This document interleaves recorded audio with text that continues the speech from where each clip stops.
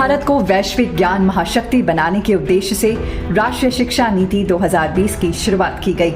इस नीति को 34 साल पुरानी राष्ट्रीय शिक्षा नीति 1986 के स्थान पर लागू किया गया है और इसका उद्देश्य देश के स्कूल और उच्च शिक्षा व्यवस्था में परिवर्तनकारी सुधारों को सुनिश्चित करना है। इस नीति की कुछ प्रमुख विशेषताएं इस प्रकार हैं। प्री प्राइमरी स्कूल से लेकर 12वीं कक्षा तक स्कूली शिक्षा के सभी स्तरों पर एक समान पहुंच सुनिश्चित करना, 3 से 6 वर्ष के सभी बच्चों के लिए गुणवत्तापूर्ण शिक्षा और देखभाल की व्यवस्था, 5+3+3+4 के आधार पर नई पाठ्यक्रम और शैक्षणिक संरचना। इस कड़ी में केंद्र और राज्य सरकार द्वारा शिक्षा के लिए कुल जीडीपी का 6% आवंटन सुनिश्चित करने के लिए तेजी से कार्य किए जा रहे हैं।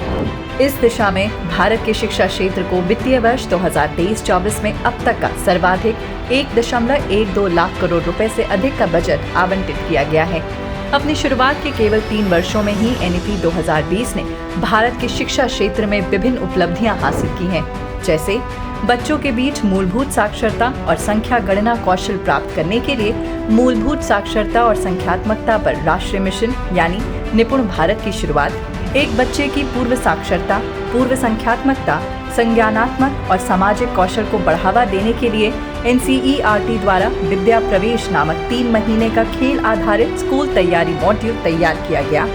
पीएमई विद्या नामक एक व्यापक डिजिटल पहल के माध्यम से डिजिटल सीखने और प्रौद्योगिकी के उपयोग पर जोर दिया गया।